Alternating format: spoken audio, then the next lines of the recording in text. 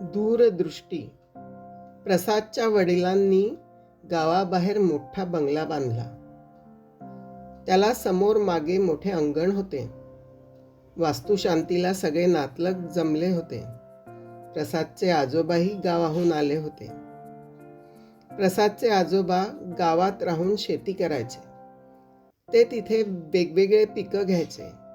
शिवाय त्यांच्या शेतात आंबा, पेरू, चिक्कू, सीताफळ वगैरे फळांची खूप झाडं होती.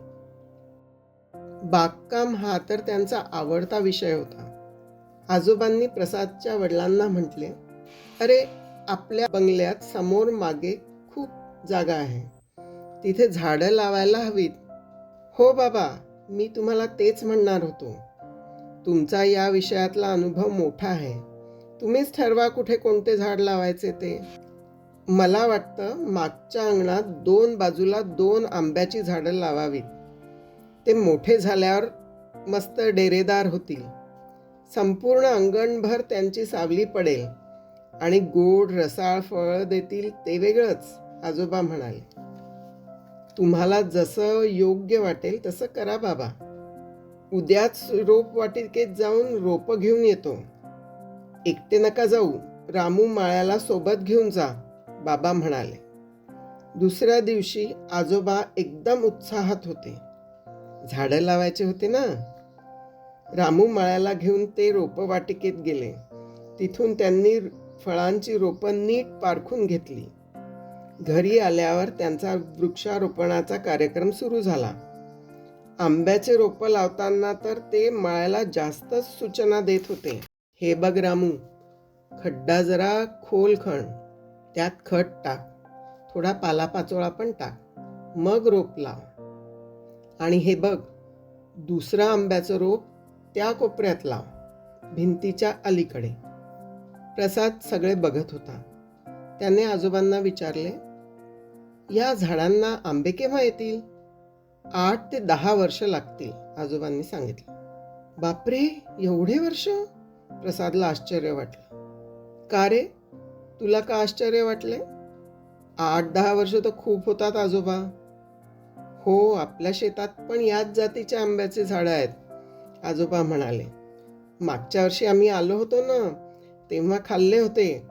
खूप गोड आणि रसाळ आंबे होते आपल्या झाडांचे, आजोबा. हो, मागच्या वर्षी माझ्या सहस्त्रचंद्र दर्शनाचा कार्यक्रम होता. तुझ्या वडिलांनी आणि काकांनी ठेवला होता. आता मी 80च्या पुढे आहे, आजोबांनी सांगितले. तरी एवढ्या उत्साहाने झाडं लावताय? प्रसादने आश्चर्याने विचारले. प्रसादच्या बोलण्याचा रोख आजोबांच्या लक्षात आला. ते हसून म्हणाले, हो बेटा, मला माहिती आहे. माझे वय झाले आहे. या झाडांना फळं लागतील तेव्हा ते खायला कदाचित मी या जगात नसेन. तरी किती मेहनत करताय? हे बघ, मी लहान होतो ना, तेव्हापासून आपल्या शेतातल्या झाडांचे आंबे खातोय. ते झाडं काही मी लावलेले नाहीत. ते माझ्या वडिलांनी किंवा आजोबांनी लावलेले असणार. त्यांनी लावलेल्या झाडांचे फळं मला खायला मिळाले. मग आता मी लावलेल्या झाडांची फळं येणाऱ्या पिढ्यांना खायला मिळायला नकोत का? प्रसादला आजोबांचे म्हणणे पटले. त्यांच्या दूरदृष्टीचे त्याला खूप कौतुक वाटले. आपल्याला फक्त स्वतःपुरता विचार करून चालत नाही. आपल्या आधीच्या पिढ्यांनी आपल्यासाठी असे कितीतरी कामं निस्वार्थपणे करून ठेवलेले असतात. त्याचे फळ आपण चाखत असतो.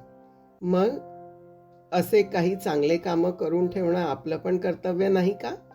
मित्रांनो, तुम्हाला जर ही गोष्ट आवडली असेल तर व्हिडिओला लाईक करा व शेअर करा. आणि अशाच आणखी गोष्टी ऐकायच्या असतील तर चॅनेलला सबस्क्राईब करा. धन्यवाद.